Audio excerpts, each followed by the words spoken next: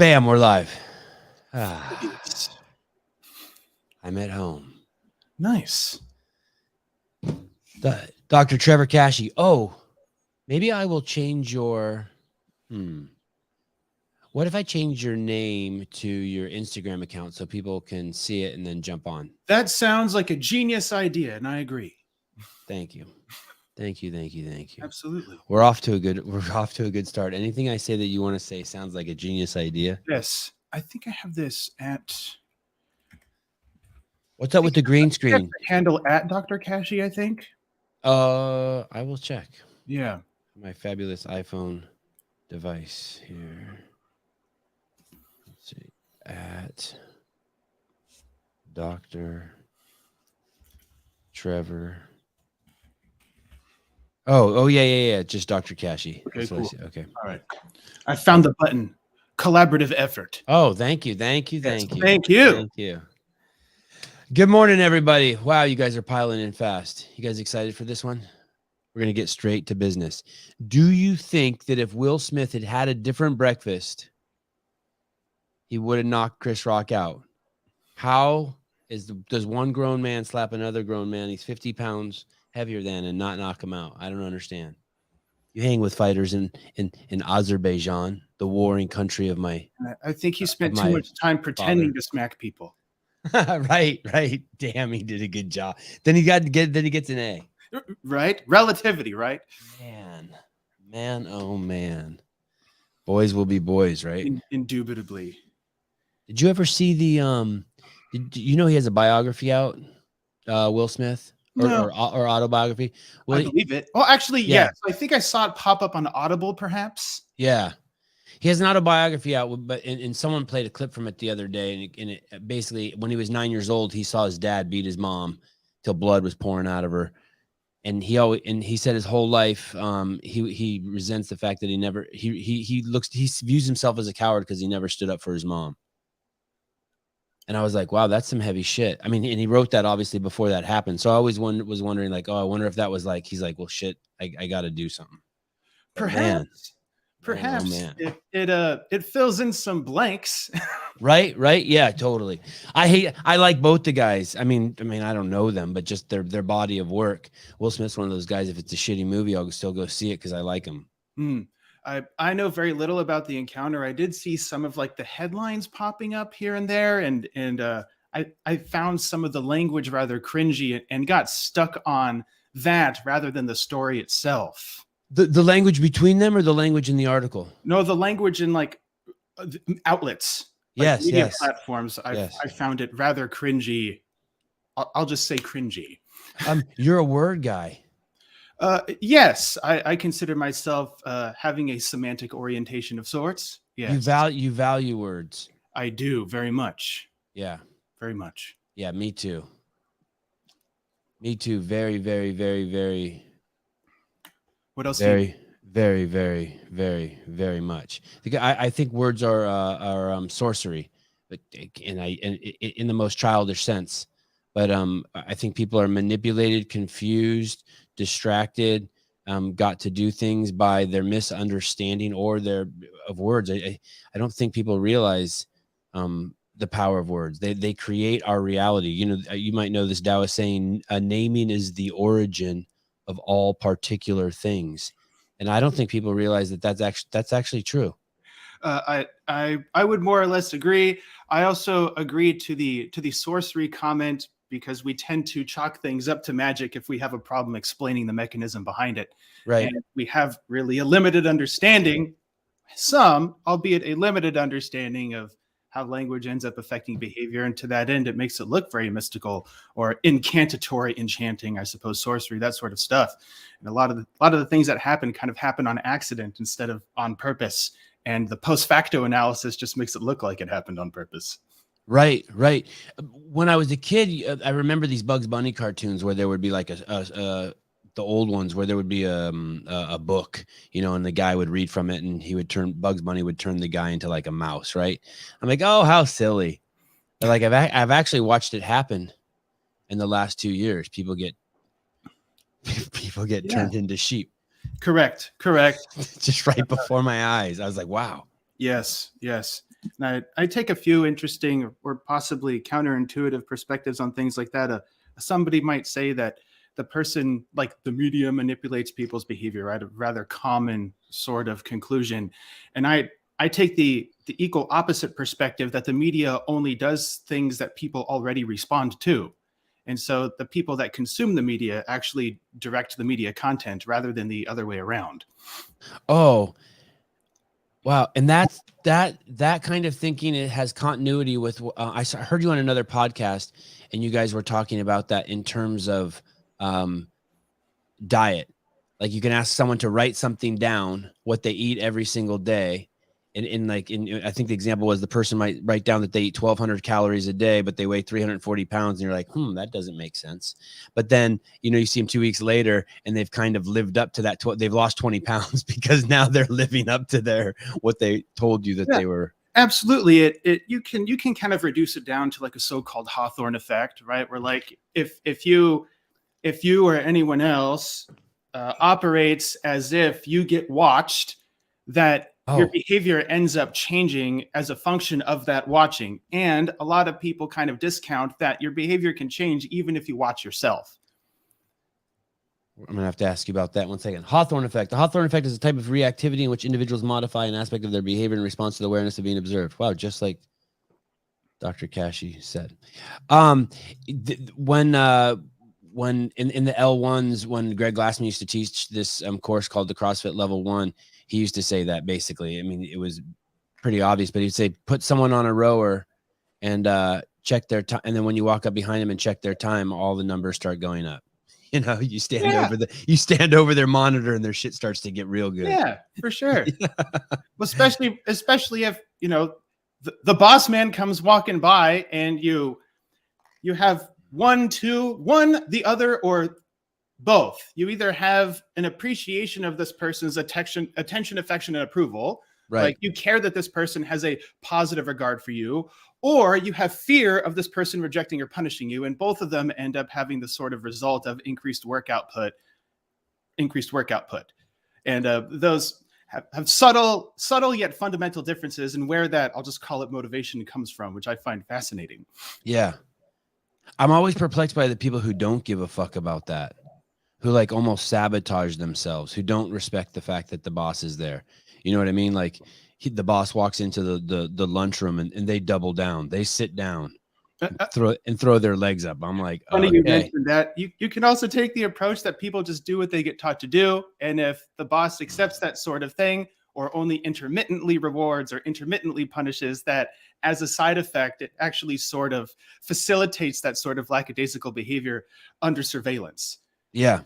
Yeah. So like kids do what they get taught to do. Employees do what they get taught to do. You do what you get, et cetera, right? So that sort of behavior, although it easy to blame the lazy employees, so to speak, it really just, like the media commentary before, we do what we get taught to do. And if it gets accepted, then sometimes that generalizes to other environments that, that behavior kind of conflicts.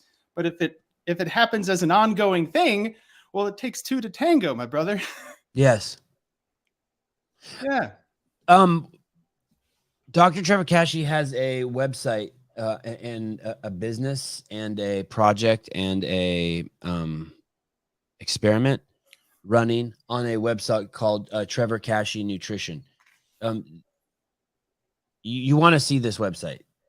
In the part you want to scroll down to is, let me see if I can share this page. The part you want to scroll. Well, the part I think my listeners want to scroll down to is they want to click over here to the Kickstart program. And you want to scroll it's all a good read in a quick read. You want to go through these. This is really neat. Well, this is really neat. This reminds me of, what does it remind me of? What do you do? How would you describe your program in like a couple sentences, in the fact that like actually, I don't care if you do it in 10,000 sentences, but, you're teaching people how to sort of reprogram themselves so that they don't put shit in their mouth that fucks their machine up. So I will answer your first question with a few sentences and then Okay. let that expand as you allow to Okay. your Okay. heart's content. Good. Thank you. So I can sum this up in a single sentence. I get chills every time I say it, that having the life you want comes as a side effect of becoming the sort of person it takes to get it. One more time, please. Having the life you want comes as a side effect of becoming the person it takes to get it. Man, this is a great theme. So in that vein, people want lots of stuff. They want money, they want a better job, they want the body, they want all these things, and end up and have some operational understanding of the sort of things to do, right? People know to eat less, people know to eat vegetables, people know to save, they know to save their money, they know to sleep more, et cetera, et cetera, et cetera. And yet we have obstacles that sort of lower the probability of performing these rather benign behaviors to get that sort of result. And so it has less to do with knowing how to answer the question of how do I get X, and more to do with the gap between the thing I want and actually doing the thing. And so at TCAN, we call that the intention intervention gap. So I say that one more time. You call it the what? The intention intervention gap? The intention intervention gap. So the stuff is that where the obstacle lies? So good question. I think obstacles can increase the gap or shrink the gap, et cetera. Like the whole thing I consider metaphorical, obviously. But basically, I consider it like this arbitrary visualization of the amount of effort, time, skill, et cetera, all the confounding variables and known variables it takes to do the thing. The more things that you have in the way, the greater that gap between the thing you want and actually doing the thing it takes. So sometimes it has to do with a skill deficiency. Like maybe you could just actually, like the motor patterns of cooking, for instance, right? A lot of people might actually avoid cooking and go to the drive-thru or the gas station or the whatever. And that might make it difficult to put an intervention into practice because they have an aversion to cooking, for instance. And so if the person, you learned how to cook, that might close the gap between what they want and doing the thing it takes. And so we try to consider as many of those things that increase the gap as humanly possible, I suppose, and then make a concerted effort to intervene, like TCAN would intervene at the variables that we know that obstruct a person from doing the things it takes to get what they want. So instead of really me caring that you get a six-pack, I care about all the shit that keeps you from getting it. And then you end up getting it on your own on accident. Does that follow? I care. Yep.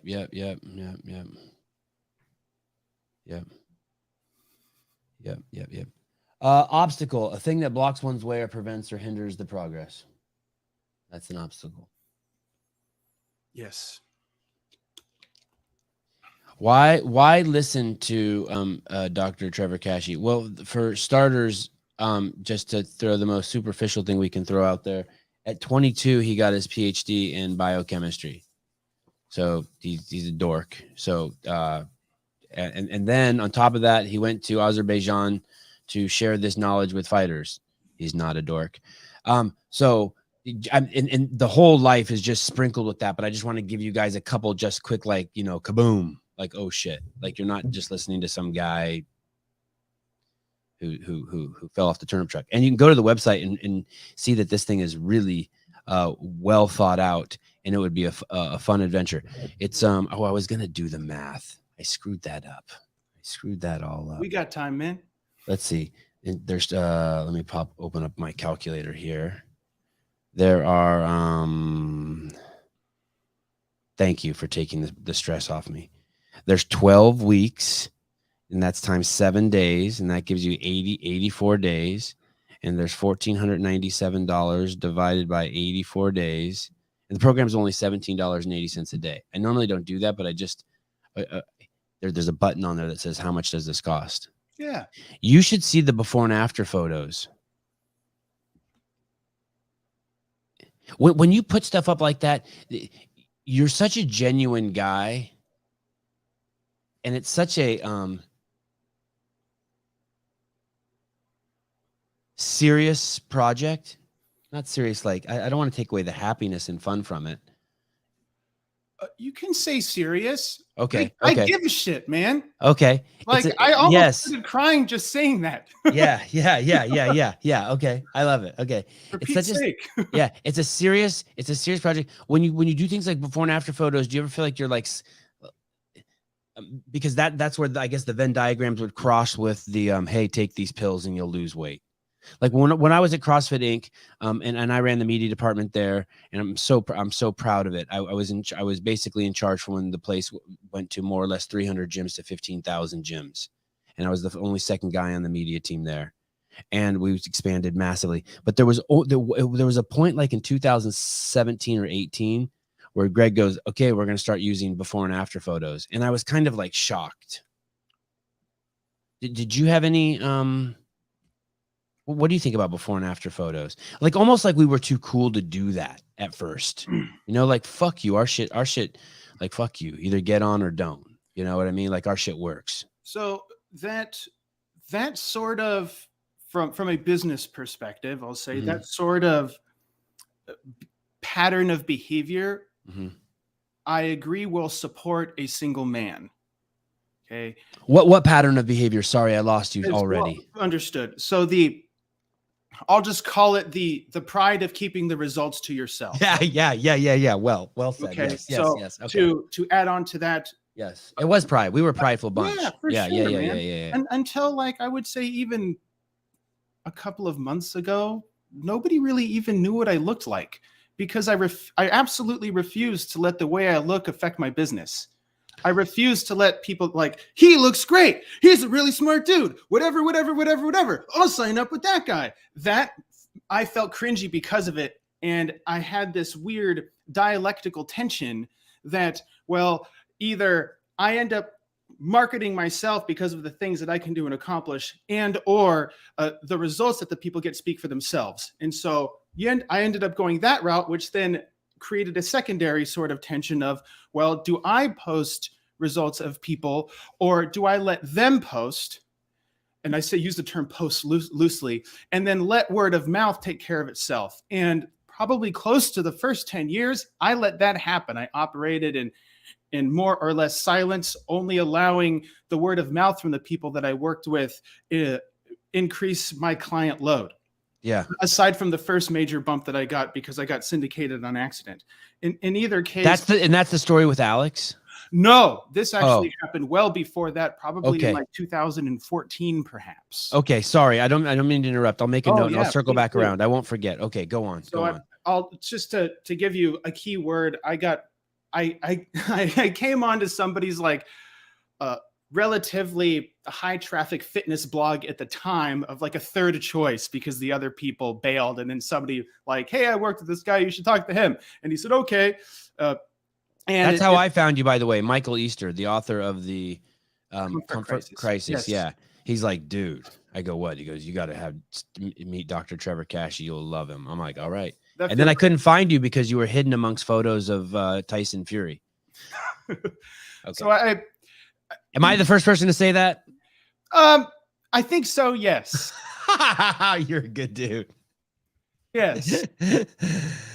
I'm the first of after 1,000, right? You know, I'll take it. For a very long time, I operated almost as like, how do I say this? He's quirky like you too. Okay, sorry. Go ahead. Yeah. We get along great. You know how long? Do you know him? Michael Easter? Yeah, I can. No, not Michael Easter. Tyson Fury. No. I know what he looks like. And do you know his personality? No. Oh, dude, you guys should meet. He needs you. This fucking guy needs you. I just realized that this is the greatest heavyweight boxer who ever lived by far. He actually knows how to fight. I know people want to be like Tyson, Ali. This guy fights. Have you seen this guy? He's 6'10" or whatever, and he like fights like a pugilist. Awesome. Okay, we're way off track, but I got to set you guys up. I don't know him either, but I'm going to figure it out. He needs you, and his body's all fucked up. And he don't care, but he needs you. he cares enough. Yeah, and he's fun. Cool. He's fun. Yeah, and he's got some addiction issues. Okay, now I'm leaving way off script, guys. So there's this big program, and it's called the Dr. Trevor Kashey the program, I guess. Trevor Kashey Nutrition, and it's TKN. But and he has this program with all these people who one-on-one will get you from point A to point Z, or give you the tools to do it. But if you got some weird shit going on, you actually deal with Dr. Kashey. Let's say like you got a big old growth on your back and you don't want to have it surgically removed. He'll work with you to have it removed. Or if you've had acne since you were, I'm making this up, I don't know this for sure, since you were 6 years old to when you were 42, and no one's ever been able to cure it, Dr. Kashey will help you. That's why I'm thinking like Tyson Fury needs Dr. Kashey, because he works with like the special projects group, the two-headed snakes. Yes, I've taken a liking to people with interesting situations, and I have, frankly, I've learned more from them than anybody else. And insofar as I do this because I like to learn shit if it helps other people, great. Yes, you know? yes. And I keep myself open and honest in that way, because I want to get something out of this too. And in an ideal situation, everybody benefits from me learning. So instead of me taking the sort of Mother Teresa approach, like I care very much that I spend my time learning as much as possible. I take a rather scholarly ilk, and insofar as Casey, nice for you to pop in. Insofar as like, I lost my train of thought here. Sorry, I'll do that to you the whole show. I apologize. I'm the worst. I'm the worst. I'm the worst podcaster who ever lived. Where did I already screwed myself up? Where did I miss out here? Hey, I bust out my Seinfeld impression. What's the deal with lampshades? Can we start over? Yeah. What do you want from me, man? How does this change other? So when one of the things they teach at the CrossFit level 1 is that if you give the body, put the body under stress, it will adapt. And so like I realized, okay, so that's what I need to do to my kids. I give them controlled, safe places to stress. So for example, the example I always use is if my child falls down, I don't run over and pick them up. I now have a great opportunity for controlled stress. What I do is I turn my back to the child to make sure a bear doesn't come out of the bushes and eat that's my job, to make sure it's a safe place for the child to deal with the stress. And then it stands up and it gets some muscle growth, right? And some balance and agility, and it learns. And so instead of picking my child up 10,000 times, my child learns 10,000 air squats from the bottom. And I know that there's things that they learn in this program that I know this program is deeper than giving you a six-pack. I know that it then will seep into all the different places in your life. Can you give me some examples of that, about how other things change with these tools? I will tell you that we almost, in the Kickstart program, we almost exclusively focus on those other things. So, and then like true to form, the six-pack, the improved strength, the increased endurance, the getting ready for the photo shoot, etc., happens as a side effect of identifying and addressing the constraints to those things, which almost always happen to be something tangential to nutrition and fitness. Can you give me an example? Like what if someone's sure, he has 4 girls? What about cheating on your wife? Let's say you cheat on your wife. What about it? Are there things in that program, and I just totally pull that out of the dark. Sure. Are there things in that program that get you online to see, hey, that's not conducive to a healthy life, to be lying to one person, sneaking around. It's like just not healthy. I don't care about the cheating part. It's like the dishonesty part is the part that is not healthy for a human being. So, we don't operate optimally when we're lying. For sure. And in that regard, I consider that having a strong cultural component rather than like a ubiquitous human nature component. And so I take a rather relativistic approach insofar as you have these things affecting your life right now. Let us look at the facts, and then you can decide based off of making your private observations public. You can then go through really a rational dialogue with me or someone else to determine how much does this affect your progress. So do I say that's effing up your progress? No, I take a much more Socratic approach Because if a person presents an issue, and when I say that, I mean they make a private issue public, that we have the discussion of, well, tell me what makes it a problem, because somebody might say they have a problem, and then an expert in particular will just put on their expert hat and then guess as to why that makes it a problem for them with the sort of expertise that they have. In other words, if you have a toothache and go to the chiropractor, what does the chiropractor do? Cracks your back. Oh, right.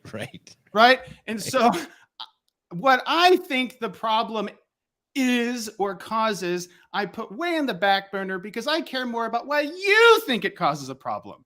And then we can have a rational dialogue as to, well, have you distorted the facts and confused it, thus blowing it up or despairing or dramatizing or whatever? Or does the way that you explain or describe the problem to yourself and to other people give you some wiggle room to start modifying these, I'll just call them aversive stimuli that have you act like a fool? And I use act like a fool is more of a term for, well, does it impede your progress? And for some things, people think they have problems and they really do nothing to impede their progress. It really just has to do with them obsessing over it. Right. Do you really deal with the problem itself, or do you deal with the obsessive rumination? Right. And so that sort of stuff, to that end, the specific problem, I think, matters less than, like you said, how the person adapts to it. Because I know people like that. I know a ton of people like that. I see people who they have the same 5 problems over and over and over and over and over. I'm like, dude. Correct. And I would posit that most everyone operates like that, my man, that, you can, I mentioned this the other day. I forget what I think in any case, you've heard statistics or numbers like people think 30,000 thoughts a day or whatever. And I would say, yeah, people think the same 3 things 10,000 times. Right. So a lot of why do you have to from the first time someone makes fun of you when you're 16 years old and a sophomore in high school, someone says, hey, you have a huge nose. Why does it take until you're 43 to be like, I'm not going to trip on that anymore? Like, dude, you're going to wake up tomorrow. That nose is only getting bigger. You should push that thought to the side. There's nothing you can do about it. Okay. So the answer you gave actually contributes to the problem, in my opinion. Oh, great. Good. So good, when good. you Let's say push it to the side, right, that really means I meant push it down. I meant push it down and hide it. Well, for sure. In either case, my perspective stands that the gut response for most people basically amounts to ignore it. And what does ignore it really mean in a practical way, from a behavioral standpoint? It means avoiding situations where it happens. Right. And that means every time you avoid a situation where somebody talks about your big ass nose, it actually reinforces your aversion to it. Right. Until something else happens in your life, or a culmination of other things, where that DGAF kind of sets in. And what's that mean? What's that mean, DGAF? Well, it stands for don't give a fuck. Right. Okay. So people make fun of my nose, and so I stopped going to school, and I don't have to deal with anyone making fun of my nose for 10 years. And then all of a sudden, I get into the workforce, and people are making fun of my nose again. Well, that didn't work. Correct. Well, it worked. It did work until it stopped. Right. And so I like the term that you use, adaptation, which a lot of people in exercise use a lot. But they also confuse that adaptation to a stressful stimulus. It often conflicts with social and cultural norms. You adapted to it by avoiding. I consider that an adaptation. You terminated the negative stimulus, period. Now, the adaptation in that situation may or may not translate to other situations where that happens. And so at that point, a person might call it maladaptive or whatever. I consider it all adaptations. And sometimes you make a relevant adaptation to a specific environment, and a lot of times adaptations to specific environments, they deviate from other specific environments. So from a therapeutic or coaching or fatherly, parental, employer standpoint, you want to help people adapt in ways that facilitate generalization, or you learn to do things in such a way where it helps you in a wide variety of situations rather than just the one situation where it affected you. Otherwise, you start making these arbitrary relations, because humans do that, where humans, one of the things that makes us human has to do with our capacity to generalize one situation to another. If you teach a dog to sit in a quiet room on the kitchen and then you go to a noisy room and it has carpet, you may as well speak Greek to the dog. Okay. Right. You can do it with a human. So the capacity to generalize really hurts us and helps us at the same time. We have a fear of loud noises. That fear of loud noises has kept us alive more than it's hurt us. So the loud noise from one thing will generalize to loud noises from anything, versus like just the noise at this tone, at this cadence, et cetera, et cetera. Right. So to your point about controlled, I'll just call it exposure to these aversive stimuli, you can create these sort of experimental conditions or regulated conditions. So now we bring in a lot of the kickstart component here of, obviously, you already know what to do. I operate with the understanding you know what to do, and that things get in the way of doing it. And those things probably have nothing to do with food and fitness, or nutrition and fitness, as it were. Food, different story. And so now we start with designing experimental or regulated environments for yourself so that you can start generalizing those things on purpose in situations where you normally have trouble operating. So you start out in a controlled environment or a regulated environment where you have more influence over more variables. And then over time, you start to do the behaviors that help you in increasingly stressful situations. And so that makes the practical outcome of those situations turning less stressful over time, because you have a set of productive behaviors to do when that stressful stimulus presents itself. It's 10 o'clock at night and you're hungry and you're about to eat a pound of cashews, but you instead divert yourself to Pornhub so that you don't eat too much. I would consider that a step one, sure. Perhaps. But unfortunately, then you're hungry again. But I want to go back to the big nose thing. Sure. So I use the word push it to the side. Yeah. What word? And then you had a DGAF. How do I get to DGAF? So that sort of DGAF mode, I use as more of a comedic sort of explanation, because that only happens after you mature, as in you've aged beyond youth, because these sorts of secondary sexual characteristics that affect attention, affection, and approval, as the usefulness of sex declines, the rejection associated with these secondary sexual characteristics has less influence over us. Right. So basically that comes down to, well, if you get old enough, you stop giving a shit about anything, which helps nobody.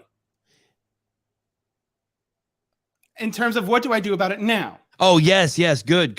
Yes. Right. Yes. So what could I tell my 19-year-old? Here's the truth too. Going back to what you're saying. It's not the giant nose that's unattractive to get in the pussy. It's the fact that I have a hang up about it. That's what's unattractive to my mates, to my friends. That's the irony of it, right? That's the crazy part. Everyone had the friend who was the fat kid who got all the girls, and he just had swagger. You're like, dang.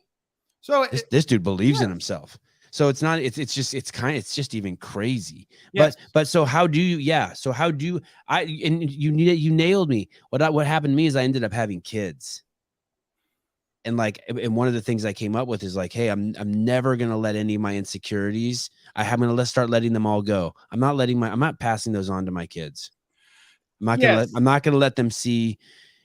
I'm gonna be the first guy at the beach who takes my shirt off. I'm gonna be totally comfortable. I don't give a. I'm not passing the shit to them. Understood. And depending on the perspective you take, you can say that having kids actually facilitated that. Yeah.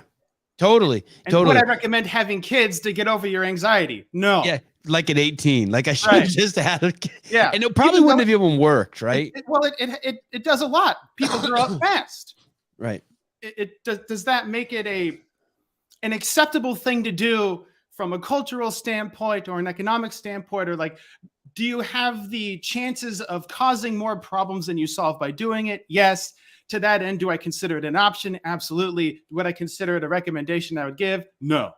Why do you have 12 kids? Well, I had a shitload of insecurities I had to get rid of. Yeah. Now I spend all of my time interacting with them instead of worrying about myself. Right. And yeah. Yes. So how do I get to DeGaff at 18 with the big nose that someone told me that I didn't even know I had till someone told me at 16 in the lunchroom. They yelled at me. I mean, I'm making it up. I don't remember, Yes. but it was in high school. Someone's like, your nose is big. And I remember going home being like, what are they talking about? Oh shit. When did you show up? A few approaches. Most of them you would probably recognize. They Uh-huh. all have to do with exposure to some degree. And you have two different types of exposure. You have imaginal exposure or visualizing exposure. And you have, I'll just call it real world exposure. So the imaginal exposure takes on more of a stoical approach to these sorts of anxietizing issues, where once you operate with the understanding that I actually upset myself over this more than other people upset me, then you can start changing your language patterns around this sort of issue. Like when you say more, you mean that's a gentle way of saying it's actually all you. well, so repeat what I said. Okay, you're basically saying that you were saying that the Stoic approach is that you realize that it's you causing yourself more of the anger than the other people, but the truth is it's just all me, right? Well, Huh. strictly speaking, no. I would Okay. say that the cause of a problem, the vast majority of time, I consider external. And Okay. people end up obsessing over the causes of problems, when in reality, the cause of the problem ended eons ago. And so obsessing over a problem's cause, I call the root cause fallacy, where if I just know what caused the problem, then I'll get all this insight and the problem will Oh. magically solve itself. And I call it the root cause fallacy in the context of human behavioral perturbations. Okay? Yeah. Wow. So That's good. the obsession with the root cause allows you to you use it as permission to procrastinate from addressing the elephant in the room. Because the more you learn about the root cause, the more you realize the more I have to know before I can do anything about it. Right. And before you know it, you hate yourself and you hate your parents, because your parents caused this problem. But what can you do about that? Nothing. So Right. in the context of these sort of, You can take responsibility. well, yes, what caused a problem, my friend, has nothing to do with what keeps it going. So do you have an original, external, aversive environmental event? Yes. That probably lasted a few seconds. And since that time, you have kept it alive. And leveraging that 10, 15-second experience from however many years ago as permission to keep upsetting yourself over it now. So this obsession with digging into the past and figuring out all this other shit to help your problems now, it just distracts from what actually maintains the issue at the moment. Because how can that person that insulted you 30 years ago cause a problem right now? Unless you use it as permission to upset yourself over it. So it does take two to tango.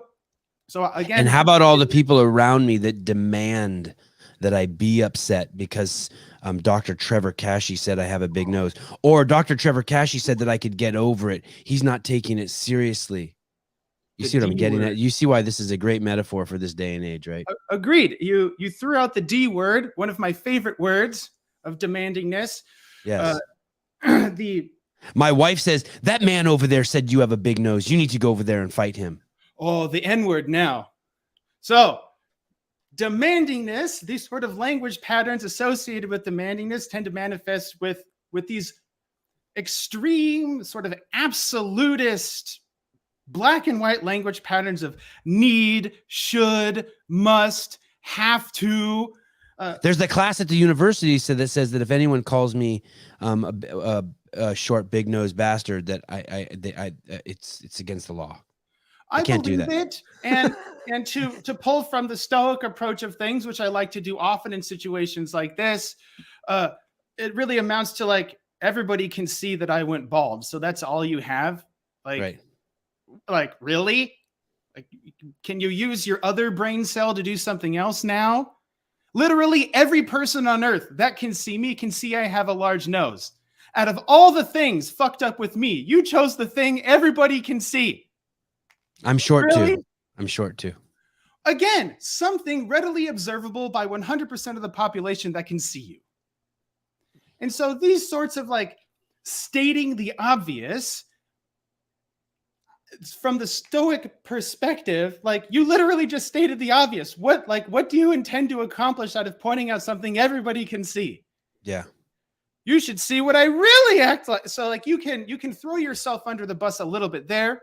You can also put it out front and therefore like remove the power, whatever you want to say. But basically, if you draw attention to the things that people make fun of, it gives you that sort of flooding, a fancy psycho word for exposure. You can basically expose yourself to that sort of, I'll just call it abuse. And eventually you do hit that DGAF mode.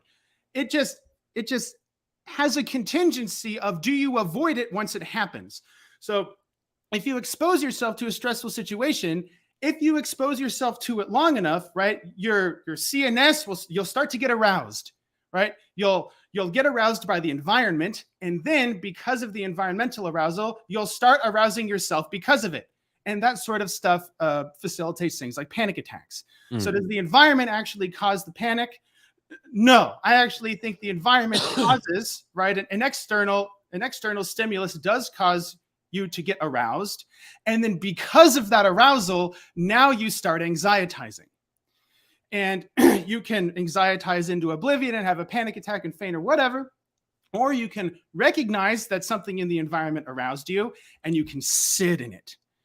Now, this turns into the key because a lot of people will sit in it and then they will avoid before they come down. So the key to a lot of these exposure style interventions depend on you arousing yourself on purpose and then sitting in that arousal until it declines, until it shrinks, until you adapt to normal, and then you leave. Can you give me an example of that, of when you sit in it and you think the work's done, but you leave before it's done? I'll give a classic example. Please. Let's just say you have a spider phobia, right? And even the idea of spiders, your heart rate starts to go up, okay? Yeah, yeah. Now, if you go into a room with a spider and your heart rate jacks up and you say, okay, I stayed in here 10 seconds, I'll leave now. Yeah, yeah, yeah. So from a lay perspective, it looks like, hey, you actually spent some time in a room with a spider. Congratulations. From a behavioral perspective, you started avoiding the aversive stimulus while aroused, and when you left, then the arousal went down, therefore negatively reinforcing your avoidance. Right. So if you get into the room with a spider, your heart rate jacks up, you start freaking out, and you stay in there long enough for your heart rate to stabilize, and then you leave. Now you have established a different sort, you can start establishing a different sort of behavioral pattern around spiders. We ever like spiders? Hell no. Can you manage your behavior in the presence of a spider? Yes. And that right there, I think, describes the practical difference with a lot of like affirmational positive psychology type crap and the actual stuff that ends up helping people. Will you ever love your nose? No. Why would you love your nose? How can you magically change your preference? The stupidest thing I've ever heard. You can, however, moderate the way you behave in the presence of negative stimuli that would have otherwise compelled you to act like a fool, though. But I kind of have, actually. Kind of have what? Like, I like it that I'm kind of turning into like this archetypal looking like old Armenian man. Like, I am starting to like my nose. I'm like, holy shit. Like, sometimes I look in the mirror, I'm like, this is fucking cool. I can't believe I'm turning into this. You have a distinguished look. Yeah, like I'm starting to look like a portrait. Like someone should just draw me and put me on a wall somewhere. You look recognizable. Worse things. Yeah. Yeah. I don't want to just come out and tell you because I don't want to be overly confident. But yeah, maybe I am starting to actually love my nose. Whatever overly confident means, you can like things about yourself. Why would I care? Right. Okay. Good. This is a safe space, people. Well, yeah. This is a safe space. As a scientist coming from a completely different field, I have a different set of biases. Yeah. So like I just see a lot of things as data. Some of it useful, some of like all of it useful, some of it used.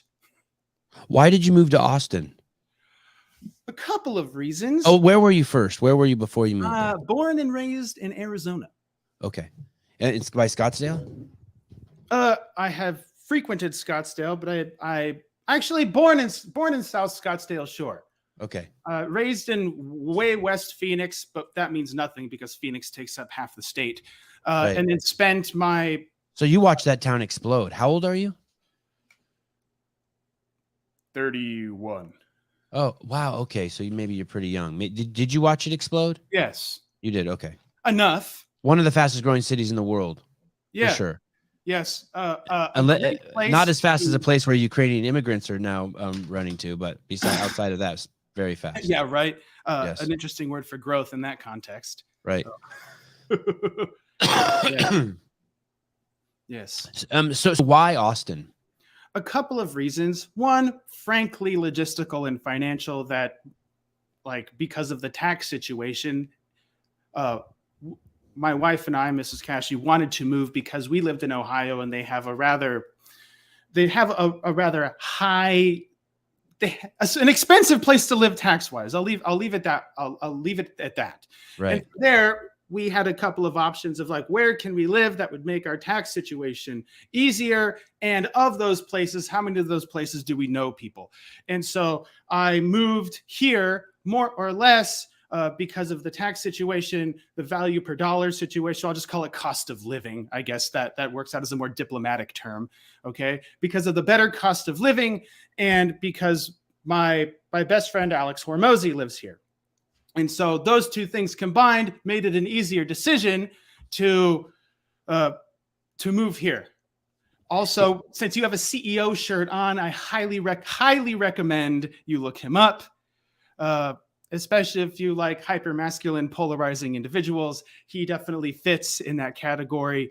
But arguably my best friend, I'll just say my best friend, and he has accomplished amazing things, very amazing things in his own right. So look him up and you will find him quite interesting, just because of my own, what do I say here? I have prejudice because of your shirt. Yes. Okay. Yes. The shirt has a great story. It's my shirt. You know what I mean? It's like, this is the shirt that I sell that people buy, overly priced. And then I use the money to, actually, I was planning on using the money to pay to raise my kids, but instead I'm just been giving away shitloads of free shirts. Good for you know what I you. mean? Yeah. You may even get one. I mean, it's still early. We still have 40 minutes to fuck this up. Yes, I know who this is, Alec Hormozy. I know who this is. Good. Yeah, he's do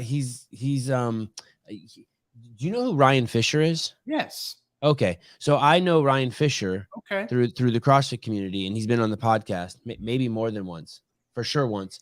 And then I saw a picture on Ryan's Instagram account that showed him. I think he was in Mexico or something with this gentleman, Mr. Hormozy. And then I started following this guy. I think I may have asked this guy to come on the podcast, 6, 7, 800 times. Probably. Probably. Yeah, I've met Mr. Fisher quite a few times. I even did like a 2.5-hour podcast with him that ended up literally getting lost. Oh, no shit. Yeah, just like he came over and spent the whole day over here, and we gabbed the whole day. He set up his fancy stuff, and then I guess something happened with the recording. In any case, like we have positive disposition towards each other, so far as I know. I like the guy, and he hangs out with. So like it all works out pretty good. We trained a few times. It's crazy how small this world is. Because I didn't find you through them. I found you through Michael Easter. Yes. And frankly, only in the last maybe 6 months, I have made any amount of effort to come out of the cave. Yeah. So I have more existed as like the person working with people like that more than the person in front of the camera. It's funny you say that. So one of the things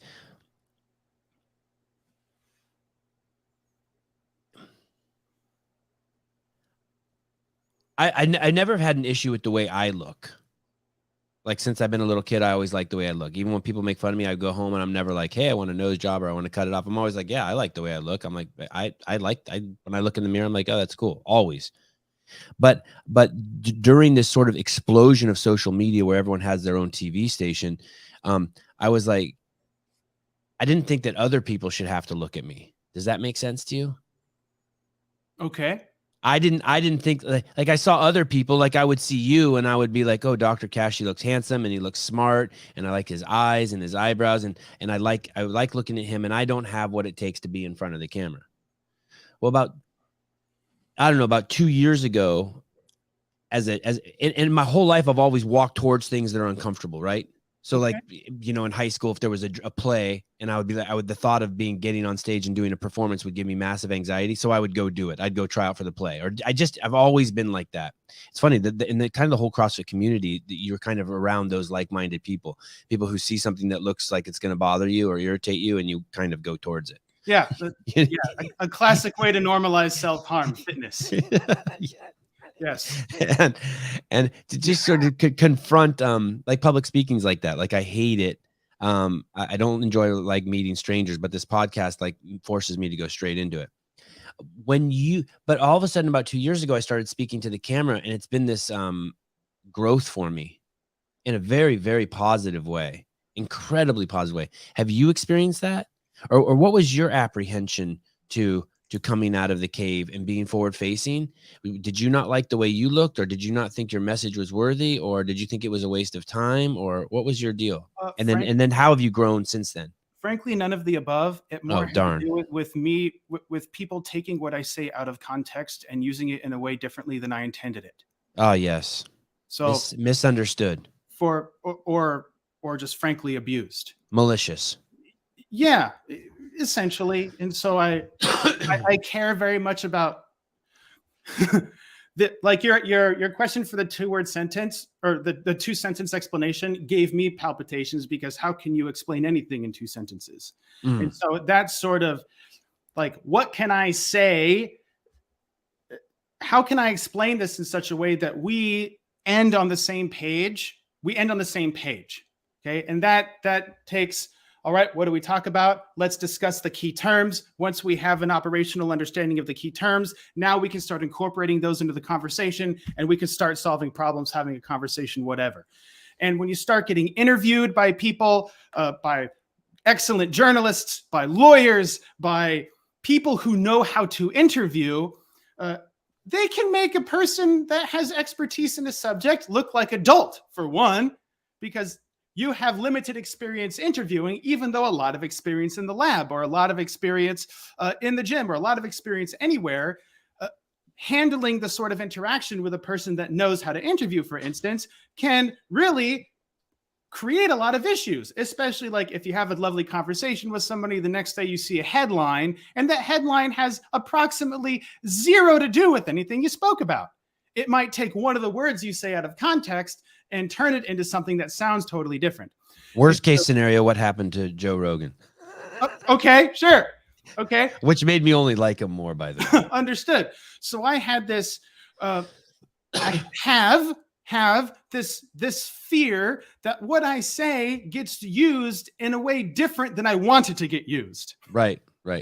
In essence.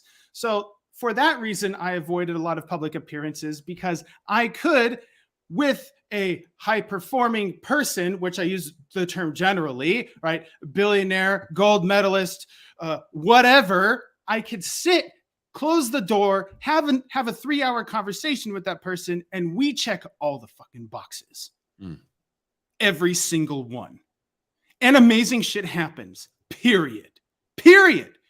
And in any other sort of condition, you roll the dice a little bit more and a little bit more and a little bit more. And I want to leave, right, putting my scientist hat back on, I want to leave as little to guessing as humanly possible, man. And so at that point, it turns into like, well, how can I have this sort of persona that like the Bill Nye or the Alton Brown, or the sort of like infotainment style interactions? Like, how can I make this vague enough to protect myself, but also make people think that they learned something, and also keep them entertained? It just turned into this big monkey dance where I stressed myself out over it. And so Hormozy actually taught me a lot about this, and I'll just throw the T word out there, Trump, et cetera, that to some degree, even all the shit talking helps you. And so in that regard, I can start exposing myself, and friends like Easter, friends like Hormozy, Fisher, et cetera, if I get mentioned and somebody invites me on, then I will nut up, so to speak, and do it. So these sorts of things I have limited experience in because, well, why would I go on this person's podcast when I already work with these other, well, it has nothing to do with that, right? So this, I have an opportunity with you to help a lot of people. And so, and help myself. So we can learn from each other. I will adapt to the aversive stimulus of public speaking, less to do with the public speaking because I have zero problems with public speaking, and more to do with the fear of people using my words in some other way I intended and giving me credit for it at the same time. How generous of them. Yes, correct. So I've given works, like I've given workshops with 4-digit crowds.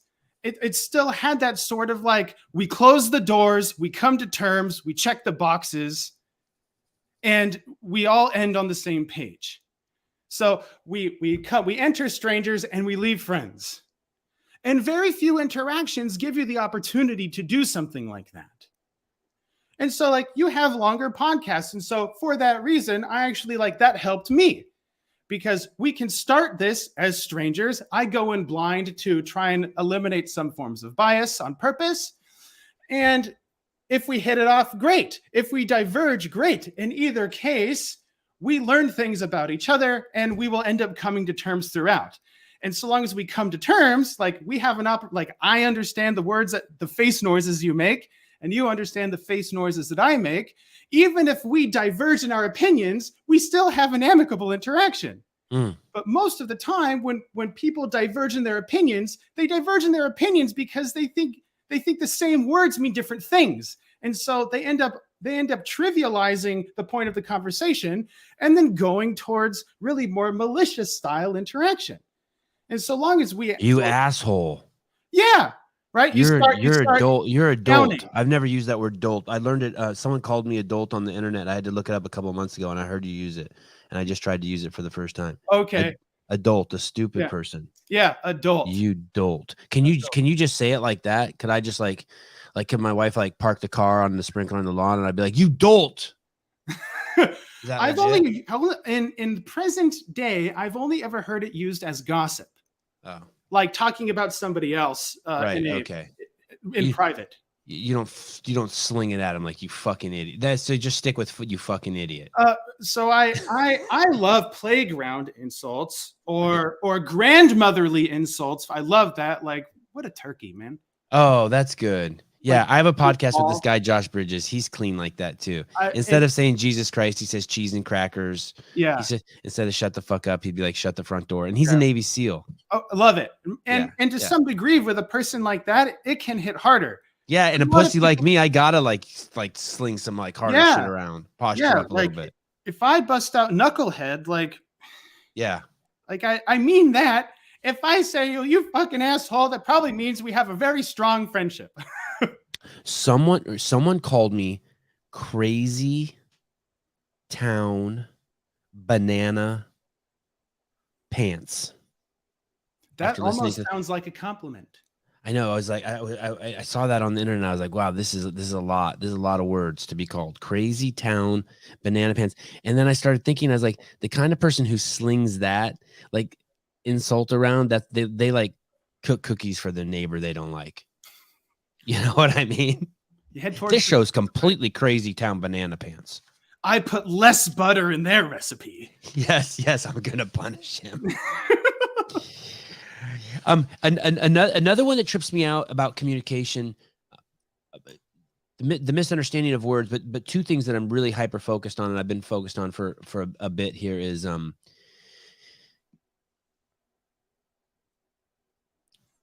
can you say explicit implications of certain behaviors that people don't understand, and it's causing society to get really, really twisted? So it's that and duality. And I'll give you two examples. We'll circle back around to the duality one, but it's after you told me that I have a big nose, then a couple days later you say sorry to me. Mm-hmm. And basically what that does is that sets the stage for you knew that it was an insult, and it actually sets me back from getting over it myself. By saying sorry, you're demanding that I acknowledge it was insulting. So people with, I don't have resting bitch face, but people with resting bitch face experience this all the time. People will walk up to them and be like, what's wrong? And they'll live up to it. Nothing was wrong. But when you say it to them, they'll be like, oh, well, when I left the house this morning, my dog hadn't eaten yet and it's stressing me out. Even though it's like, and there's this giant loop of that shit going on in our society right now. Okay.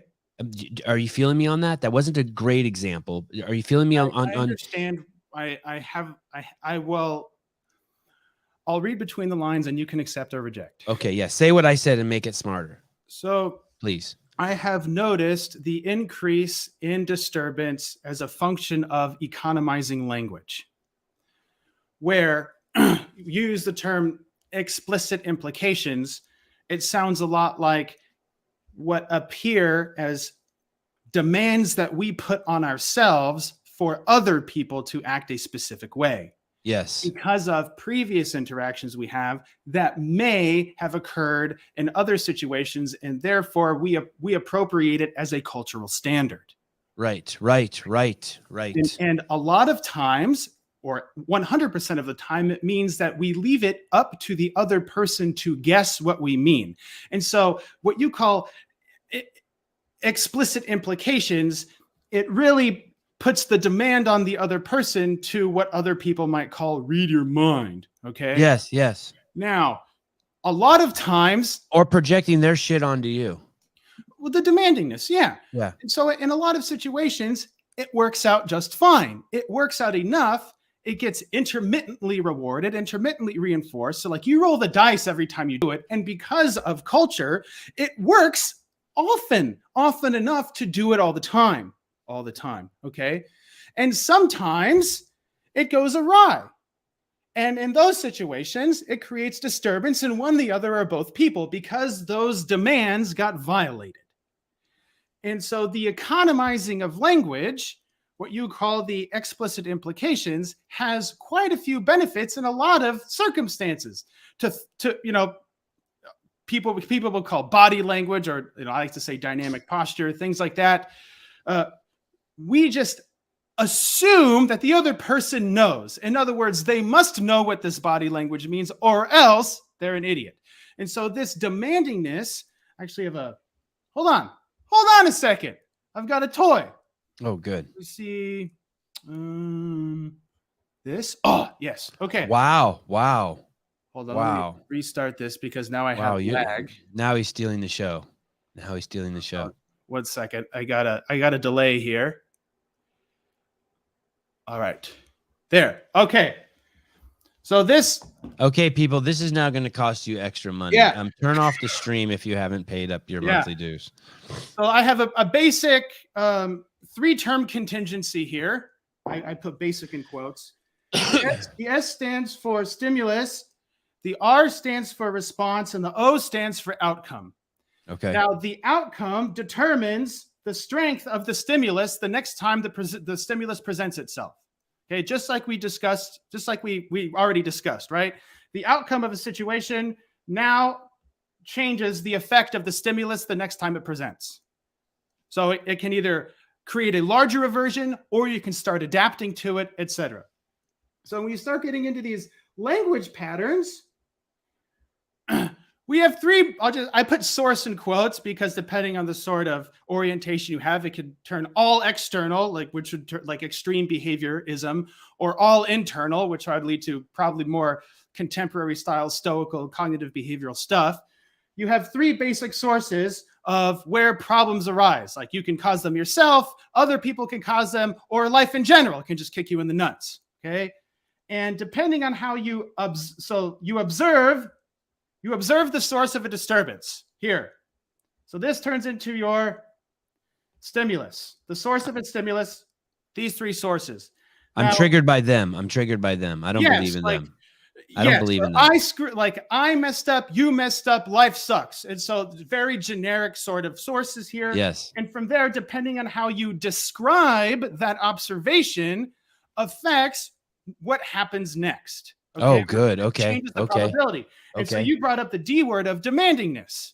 Okay. One of the major distortions, I call it a core distortion, has to do or associates with the language pattern of should, must, have to, need, gotta. So I call it masturbating.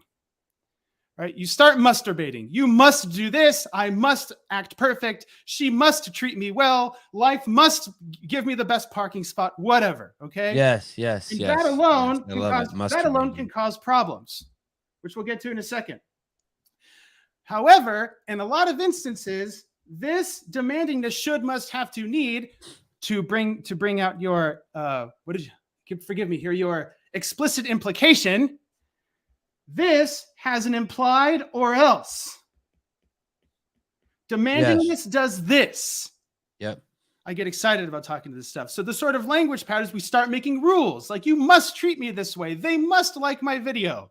You're describing parenting right there too with kids. Dude, there's a gnarly implication. I call it the hostage crisis. I've made some videos on it. When kids demand stuff, what they don't tell you this about parenting, but once you have kids, you're in a hostage crisis at all times. They demand shit, and like, do you want to deal with saying no or yes? It's crazy. Yeah, and a lot of that has to do in that situation. Or you else. Actually have a skill deficiency. Okay, how do you act assertive with a child, for instance? Okay. Different can of worms. So demanding this has this implied or else. You should do this or else. Or else what? Or else what? Or else you're a racist, sexist, homophobe, bad parent, asshole, blah, blah, blah. Great point. Or else you start dramatizing, for instance. Yeah. I should do this or else I'm a failure. Nothing ever works. Everything sucks. Yep. And what happens when you start dramatizing, when you have everything fails, nothing works, just the allness and nothingness sort of language, the everythingness and nothingness. Well, because I never succeed, now I'm a failure. You start downing yourself. Now you're an asshole. So when you make these demands, and the demands by definition, I consider them rather perfectionistic, when they get violated, you tend to dramatize the result. Nothing ever works. Why does this stream always fuck up when I press the play button? Okay. And now, stupid computer. Now you start downing yourself. You start downing other people. You start life sucks, etc. And then that can then progress to despairing, which you bring out the twos, like TOO. Too difficult, too stressful, like why bother? You start getting the why bother. You start despairing. Okay. So this I write out as a neat little model. It's by Melissa Masturbating. So I have this neat little model that a lot of times happens in this order, but it can happen in any order. These sort of, like, I bet you recognize these sorts of language patterns. And so when these language patterns get, I guess to use an old school term, stamped in, when you use them in a stressful situation, you now create a respondent condition. In other words, if you say nothing ever works when you get stressed out, well, then the next time you say nothing ever works, you'll stress yourself out when you say it. Just like Pavlov's dogs and the bell. Okay. Yeah. Right. Yep. So demanding this on its own can cause disturbance. And here I have disturbance listed as like the classic sort of negative feelings. Okay. You can also have them on the other side of the spectrum too, arrogance, etc. But basically here you can consider this an emotional disturbance. And so you can have demandingness itself can cause a disturbance, and these derivatives of demandingness can cause disturbance. Man, nothing ever fucking works when I press the button to start the stream. So what happens the next time you go to start the stream? Well, since nothing ever works and this computer's really stupid, why bother doing it? And so then when it comes stream time, you start anxietizing. Okay? So does that sort of model follow? So and then some. Yes. And so to bring back the which touches on what you were saying, and it's circular thinking, which causes depression. And I see people doing that all the time. Circular thinking is, man, I always say it's like banging your head into a brick wall. My dad's been trying to explain to me, I'm 50, the difference between lay and lie. And he always says the same thing. And I told him the first 20 years you explained it to me, I'm an idiot that I haven't fixed it. The next 20 years, you're a fucking idiot. He goes, how do you figure? I'm like, dude, you haven't changed your approach. Yeah. Like you say the same thing every time I misuse lay and lie. Yep. Jackass. And that just has to do with the way he gets reinforced in that interaction. He might he might like correcting you more than he cares that you change. Oh my goodness. Oh my goodness. How dare you break my dad down? How dare People you? do things because they got rewarded for doing it. I hear you. Or they got punished, right? So Right. like he operates that way because in previous experiences, something happened to increase the probability of him doing it again. So I just think in terms of probability here.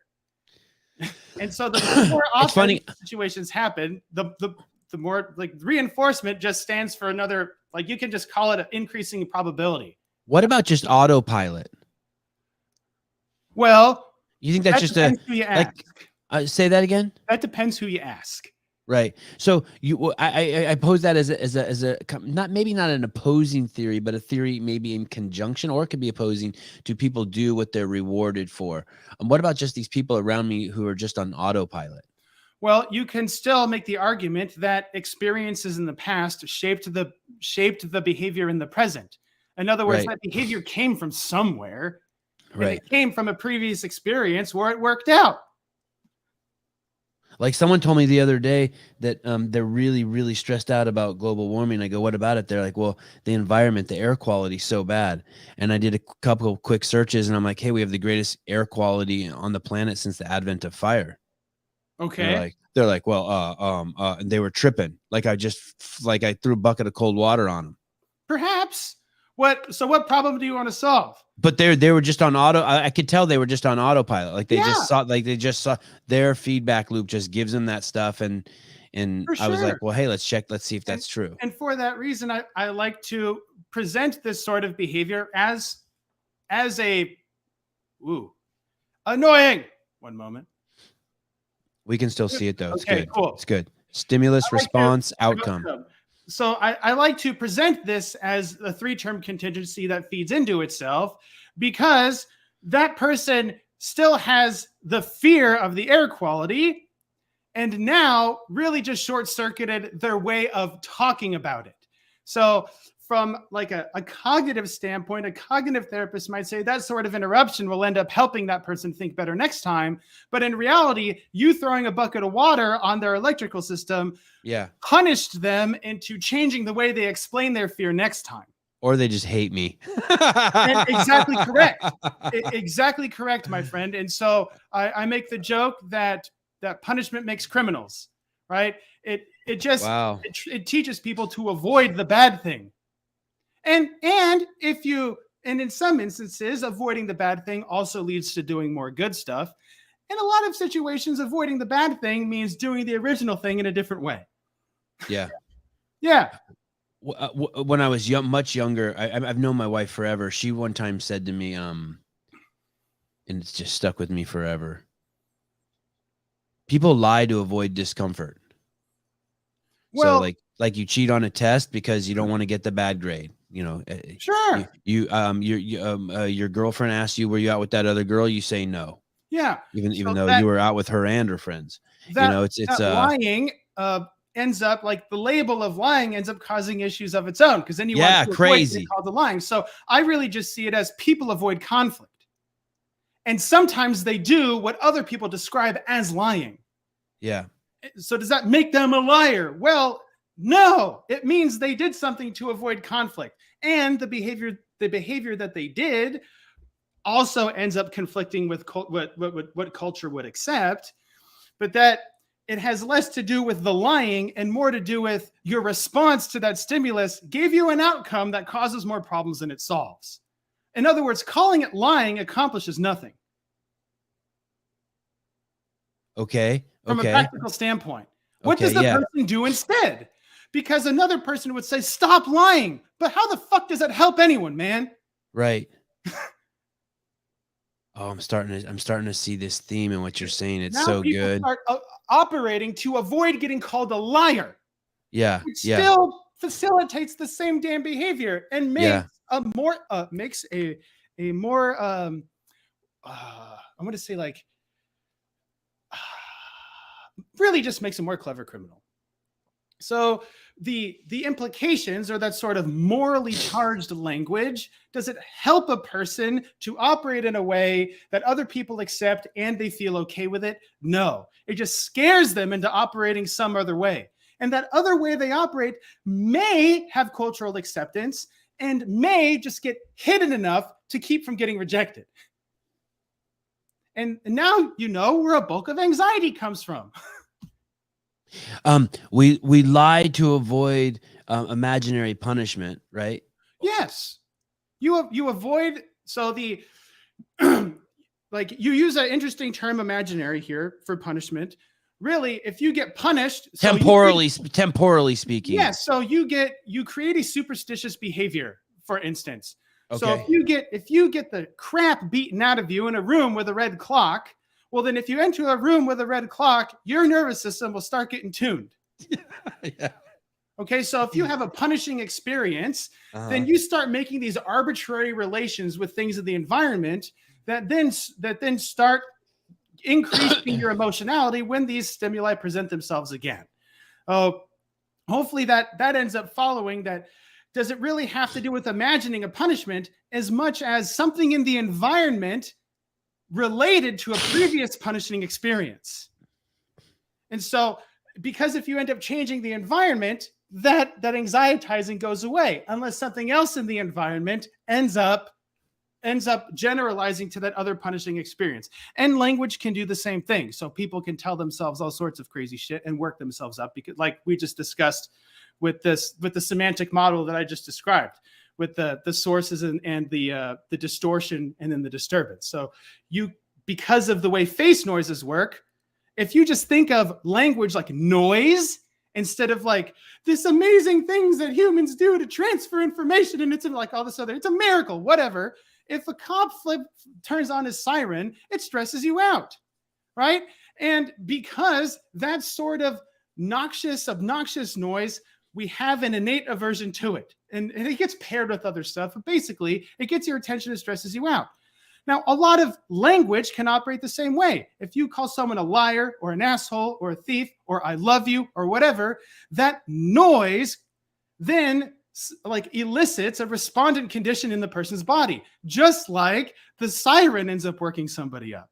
And so if you look at these words like noises and how those noises, startling noises, end up relating things in the environment, or startling things in the environment end up relating to the noises, well, now to loop back to the very beginning of our conversation, start to get an idea of how language can affect a person's behavior and how much it depends on the person's history with those face noises rather than words.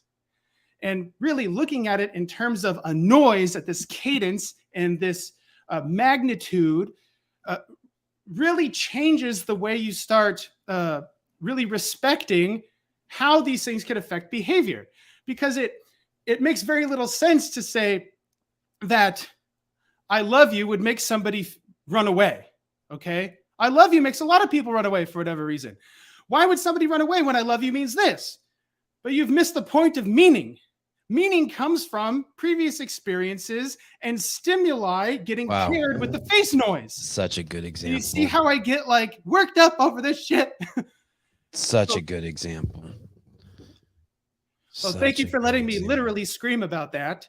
It tied in so nicely to the beginning part of the conversation of why words matter. So good. And if you start looking at it as noise instead of these men and their psychoanalytical symbols and blah, blah, like, no, you have these noises that have relations with the environment. So I'm really hung up on, I haven't told you what I'm really hung up on. I'm trying not to talk about it in this show. I want to ask talk about it after if you want. Sure.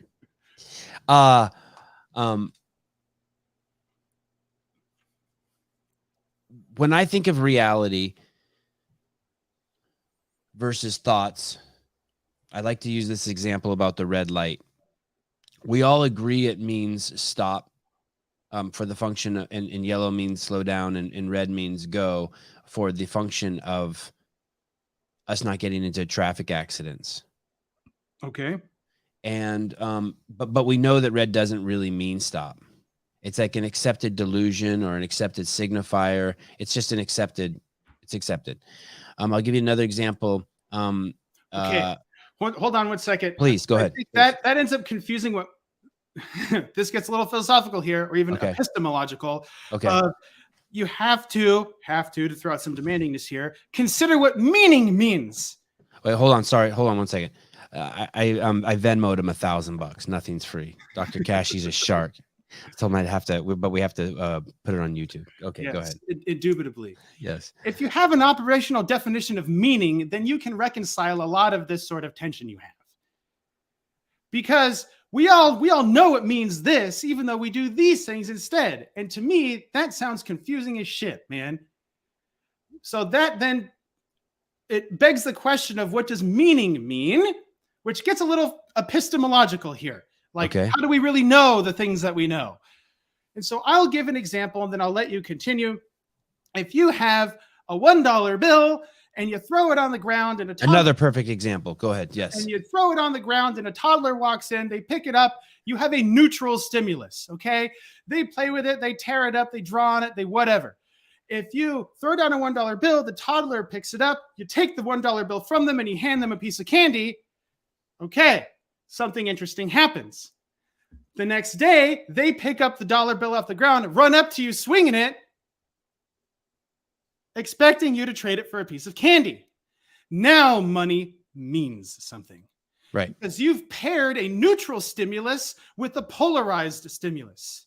You've paired something neutral with something positive. And the reason why that's imaginary too, in my definition, is because that's also takes place in between the ears. Well, if you mean that we behave because of impulses sent from our brain, I agree. No, let me give you the opposites, and then maybe we can get on the same page here. Yeah. Okay.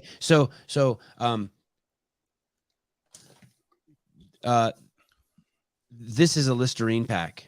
Okay. And this is the Listerine strip. All right. And I just put it in my mouth. We can agree that those words actually pointed at something real outside of us as signifiers. Okay, keep going. Okay. But we know that money actually isn't worth anything. We outside of the fact of maybe lighting it on fire and building a fire by it, but we give it an imaginary meaning that we've all agreed upon in order for civilization to operate. And as human beings, we can distinguish between these things. Okay. So though I'm trying to give you a model for what I see as real and what I see as not real. And I will question all your answers as Okay. the resident intellectual irritant. Okay. And so let me get a little further down and then you can punch a hole in it if you want. Sure. And so we could use something to, I'll give you two more. Another thing is when there was the Queen of England at one point, I forget the exact story, but the spirit of it's correct. She took 2 weeks off the calendar, and people in the city of London rioted because people thought they lost 2 weeks of their life. They were unable to distinguish between what's real and what is imaginary in order to allow us to operate on the planet together as a unit. And I see a lot of human beings are not able to distinguish between these things. Another perfect example is like gravity. Gravity is a description of this phenomenon that we have going, but it is also just a description. It is still just in between our ears to describe an actual event that happens outside. Okay. And we are with our cohort is unable to distinguish that. And because of that, there's a conflation of what is reality and what are ideas. And so we're surrounded by crazies. Okay. What I call automated robots. Okay. And we all fall prey to it, or not prey. We all fall to the circumstances of this confusion. But if you don't have the skill set to dig into it, and you can be manipulated in any way. So you bring up a great point of having the understanding that this has to do with skills, and what do skills really mean? Ways of behaving. And so, yes, I agree that with different sets of this show's over. Thank you very much. It was great having you. He agrees. Yes. But that with different environmental conditions, people behave in different ways. And in some conditions, your behaviors help you. And in other conditions, your behaviors make things worse. Right. So this idea, I suppose, of like, we all agree that the red means stop. I will. But some people think it's truth. Well, so these things, like, you already assume truth exists by putting that statement. You make the assumption that even worth exists. And so you kind of fall prey to your own language by saying, well, they don't know what it's worth, or what worth, like, you have the assumption that worth exists when you could also create the circularity of like, well, we all agree what worth means. And so to that end, if you consider language as a separate, as a behavior, rather than what a lot of people consider a precursor to behavior, a lot of people will say, well, thinking causes acting. And that seems to follow. We all agree, right? Well, if you walk forward while thinking lay down, do you fucking lay down? No. Right. So does thinking cause acting? No. I consider language and action in and of itself. So when you say we all agree red means stop, to me that means if you get presented with what looks like a red stoplight, people know to say the word red or to say the word stop or both. And if you look at it that way, rather than making the argument that language has all this inherent worth and meaning and magical containers of information, if you give a picture of a red stoplight to a child, they might say stop. And so now you've just created the relation between this red stoplight and saying the word stop. Right. Now we have separate relations. But that's different than if a cars were coming and a wall lowered from the heavens and stopped a car so it couldn't go forward. Then that would be a real stop. For sure. And so now we have how language does affect behavior. Right. Because now we have secondary relations. If you think of this like a triangle, okay? Secondary relations of what the face noise stop means, because your parent at some point might say stop and grab you. Right. Okay. And now we have this triangular relation between red, the face noise stop, and keeping our body still. And so these things have a network of relationships, but they have an interrelation more than a functional relationship with each other. They operate separately. Yes. So a person can know that red means stop, but if that person learned that stop meant something else, well, then they would keep going. Right. And so that just has to do with how you end up creating this network of relations from your previous experiences. And culture, thank goodness, makes a lot of these sorts of relationships ubiquitous, like you said. Does that follow? Yeah. Maybe what I'm trying to say is not what's real, but what's in the outside world versus the inside world. And there's a conflation of that amongst our society. Okay. So and don't let me browbeat you if you're like, man, this guy's fucking so far off base. No. You kick me in the balls. Classic realism philosophical stance that a vast majority of educated people take. We have a world out there and we have a world in here. I just think we have one world and we behave in it. Right. And instead of trying to create two, like, you store the whole fucking world inside your head and this little Keebler elf tells you what to do. What the hell? Right. It's like cognitive behavioral nightmare, right? Like some little person in your head tells you what to do and you argue like, what on earth? Like, okay. Let me give you an example than this. Okay. People will be like, so I used to grow marijuana and people would be like, but it's illegal. And I would be like, yeah. And they're like, so you can't do that. And so that just loops back to demandingness, right? They've made a demand of you to do something different. You violated that demand. And then the way that they described it probably caused an emotional response. They think it's, I didn't go into, they think it's like holy law. Like, okay. So let me say this. So I jump off the roof and we will agree that I come down and every man comes down. We can agree on that, right? Sure. Okay. They see it as that. Okay. As a law of nature. Well, they see the aversion to punishment associated with illegal. Well, use all of them together. Okay. The red light means stop. They think that's a law that's Yeah. on par with jumping off the roof. They see that 2 weeks off the calendar means you're going to die. 2 weeks Yeah. as on par with jumping off the roof, but they're not on par, Sure. And right? sure. From a And if you can't yes, distinguish those, then you could use some skills. yes, And the then you talk to implications me. are the implications of what you're limited by are massive. Yes. Agreed. And And for how that reason, we have yeah. governments and all sorts of other things to Oh. try and help moderate that sort of stuff. Do I have to share this with Dr. Cat? I don't have to share this, right? I don't have to share. Okay, good. You share whatever you want. I'm so far off my notes. What the fuck has happened in this show? Notes. My notes are just my blanket, like my security blanket. Yes. Yes. To your point, when I defended my dissertation, I brought a stack of notes this high, and most people come into their dissertation defense, a lot of people bringing nothing. And so my committee gave me a bunch of shit. And really just like, would you rather I not have the information that would help me answer your questions? Yeah. Like, were they joking when they gave you shit, or like it was like legit? Well, in a dissertation defense with people like that, like when you have like a for lack of a better term, like a person, people who work with Nobel Prize winners, award winners, etc.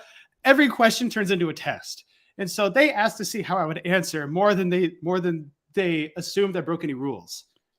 Because I could do whatever I wanted. It just right. So in that regard, like I brought information so that I could provide you information when you asked. And at that point, like, oh, great, let's continue. But for another person, he goes, oh my God, did I brought my notes? Is this bad? Like, do I have to memorize everything? Like, you forced me to write in a lab notebook the past 6 years of my freaking ass life to keep me from having to remember. So as an aside, Sean Connery's character in the third Indiana Jones movie probably gave me the North Star of my behavior for my entire life, where wow. Indy goes, Dad, don't you have all this shit remembered?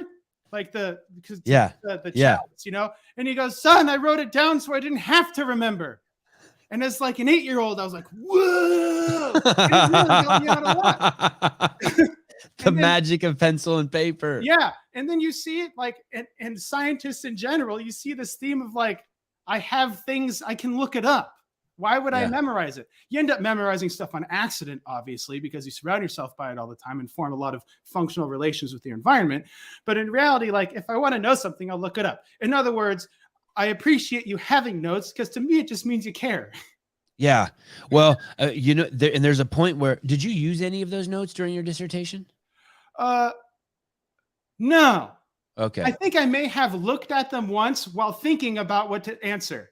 And right. Oh, so more as a prop than as a. So actually looking at the notes actually primed the response that I wanted to give. And so in that they're regard, a great prop. Yep. Kind of like like a whip you'd use to keep a lion in check, but it's like your own personal like whip. If you prompt yourself to do the right thing, like why would anybody like that makes zero sense to take that away from you. Right. I noticed that the more notes I have, the more nervous I am about the guest. So yesterday I had a guy on who was a former CrossFit athlete. He was the youth champion 2 years in a row. And then he's like a Twitch guy. That's like he plays video games for money. Yeah. Very familiar with that platform. Big fan. Okay. Wow. Really? You are? Yeah. I love Twitch. Oh, I would have never guessed that. And you judged completely wrong. So, but today I have 3 pages, but anything really over 2 pages is bad for me. I've noticed it lessens my, it's a bad signifier. Like it's a sign that like I'm probably too nervous. And so you're a 3-page guy. Okay. I'll take it. Yeah. You're a 3-page, and it's all your fault. And it's all your fault. Absolutely. In 27 minutes, I'm going to have the great Rich Froning on, but I really want to know about your history, but I'm not going to go into it now because I'm going to hope that I can have you on again. I want to know about you being young. You said something on that other podcast where you said my dad was in the can. And when I heard you say that, I thought maybe your dad was in the bathroom. I'm like, that's a weird thing to say. And then I realized, no, not that can. No, not that can. Not that can. Another can.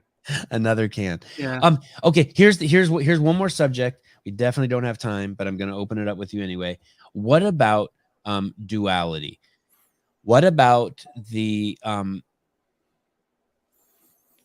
I don't like Dr. Kashey, and someone would make the what I would call the presupposition that I dislike you. But I don't like Dr. Kashey. I love Dr. Kashey. They don't let that exist on its own. I don't like him. And I think don't is pointing at like. Oh boy. Did you And cheat from another conversation I had with somebody about this? no, not Okay, at all. Not at all. excellent. No, So no. I heard you say, I say that oh, in a joking way to oh, clarify. oh, yeah, no. But when I was on with Michael Easter, uh, I started asking him a bunch of questions about words because I thought as an author, and he's like, "Hey, fuck you, talk to Dr. Kashey." Okay. And then, you know, and I didn't really know why, because I'm like, oh, this is the nutrition guy. Like this guy tells you like how many bananas it's okay to eat in a day. I can But do then, that too. but, I can count your rice kernels for you if you want. but then I listened to that podcast you did with that other cat, and I'm like, oh shit, this is a word guy. We're not even going to talk about, like, I just plug his website for him, and then I'm just going to dig into this giant brain of his. Okay, so what about that? Can we teach people not to do that? And Yes. English wasn't my first language, and so I wonder if that's Armenian was, and so I wonder if that's why. No. Okay. So it comes back to the economizing of language. If you can add negative modifiers in front of words, then you effectively truncate your vocabulary by a massive margin. So I like to give the example of like your girlfriend walks out of the dressing room and she goes, "Does this dress make me look fat?" And you say, "No, it doesn't make you look fat." She gets all pissy. Now, and I consider that a classic joke, and a lot of people kind of like nod in agreement and chuckle. Like, why? I said she didn't look fat. Why did she get mad? Yeah. Well, hey. Oh, that's not what she's looking for. You were supposed to read into it and be like, dude, you look great in that. Good point. But don't think about the pink elephant. Oh, darn it. Don't think about the pink elephant. Don't think about the pink elephant. So now you start creating ironic processes because you depend on another person to translate your language. So this sort of thing takes two to tango, my friend. If you say, like, if you say, "Don't eat that," well, then what the hell does a person do instead? And so this sort of negative modification, you lean on the other person to read your mind. Okay, you do. You roll the dice when you use negative modifiers and negative language in general. If you go back and listen to our conversation, you will see I use words in a careful way, and I have used approximately 0 negative modifiers. Give me an example of a 0 negative modifier. Adding no or don't or un. Okay. If you say, "I don't like unfuck," know, like, wow, you really unfucked me, Dr. Kashey. Like that would be. You could just say it helped you. Okay, yeah, you helped me. And so this ends up falling into a dialect of English. I'll just say I developed it to take all the blame of positive present tense action-oriented language, which we could probably talk about some other time. It hinges on identifying and addressing negative modifiers with language, has nothing to do with negativity and positivity and all that like affirmational happy sad crap, and more to do with how much translating does the other person have to do for them to, like, what chances do you raise or lower the chances of a person understanding what you say? So if you have a really stressed out person with a gun to their head, how would you speak to that person? Would you say, "Don't do it, don't do it"? Or would you say, "Put the gun down"? Okay, when you start thinking those sorts of situations, remember back face noises rather than language. If you start looking at how these face noises interact with other things in this person's past experiences and your past experiences, if you say, "Don't shoot yourself, don't think about the pink elephant," what do you end up imagining? You end up imagining shooting yourself and then having to translate multiple times how to reorient your behavior. Not "don't fall, hold on tight." Yeah. Oh, excellent example. So I talk about this a lot with parents because I just don't want them to do this anymore. What do you want them to do? Right. Redirection too. Yep. Instead of like, "Stop, don't do that. Don't go in the street." How about hold my hand? How much translating does that little kid have to do? How much can they do? Because your lackadaisical language puts the responsibility on them to translate. And if you want to influence another person's behavior, then it behooves you to make your language as simple as possible. And because you economize your language to use fewer words, you then put it on the other person to try and translate it. And when you have demandingness operating in the background, now it starts creating some issues where when a person does something different than you demand, but you demanded them to do something in a negative way, then it creates a lot of these emotional disturbances. Like, don't do that shit anymore. What do they hear? Do that shit anymore. Yeah. My wife taught me that before we had kids. She was like really pounding that into me. Cool. And so now you great. have this silent demand of like, this person can't treat me like this anymore. They have to never treat me like this again. And so when you say like, don't do this to me anymore, and then you have these sorts of demands and the person operates the same way again, well, what chance did you give them to change their behavior in a way that you wanted? And so it takes two to tango here, because it behooves you, if you care that the person understands what you mean, and by the word understand, I mean you influence their behavior the way you want to influence their behavior, okay? Even if that means nodding yes, it behooves you to shrink the amount of language they would have to translate to make that happen. So every negative modifier, in my opinion, adds another dice roll to understanding. Because if you just say, don't do this, well, then by default, that means they can do literally anything else. Well, does it? That was my point. I would argue yes. Yes. Unless okay. you say, don't do this. But people don't even. Keep going. I don't know if people are conscious of that. No. It doesn't mean it still happens. They're just not conscious of it. Well, I consider consciousness a different conversation. Like so aware that they made the leap. Like people, like you can say something to someone, they'll interpret it, and I'll be like, "Why did you take it that? Why are you doing that?" And they're like, "You said this," and I'm like, "No, it's not." And then I have to explain to them where they made the leap. And what you're saying is, well, you also have to think about how you communicated it that set them up to take that leap. So I would argue you could have just started with the explanation to begin with and avoided the hassle. Right. Yes. I want to take you in the back and fuck the shit out of you. Not, I don't like you, I love you. Maybe if I can tell you that you have an increased probability of somebody doing what you want if you tell them to do it. Right. Versus telling them to do something else and then getting upset over it. Yes. Like, come on. Yes. And so how old's your daughter? You have a daughter? 16. And you're 31? Yes. Adopted. You know, oh, okay. Yes. Good mathematician, by the way. I mean that seriously. And thank you. I consider myself one of the world's greatest mathematicians at the third grade level. And the reason why is because I'm always contextualizing and relativizing, whatever the fuck that means. Meaning no one would say anything to me. No one would say to me, there's 1 million people who work for the Postal Service, and I wouldn't think of 5 other places where there's 1 million people in order to understand what 1 million is. Okay. And I'm always doing simple math, adding, subtracting, multiplying, dividing. I'm always in my head, like trying to like your program. Like I wanted to know how much it costs a day. Like just because I need context, I need relativity. Now I see, $17 a day. That's how much I spend on coffee beans so I can stay this high. Like I can. Yeah, you can continue to frame things until you can frame it in a way where it relates to your previous experiences. A classical like coaching therapeutic technique, probably the most effective and the most used. How many different ways can I explain this until you can relate it to something else that happened to you? Yeah.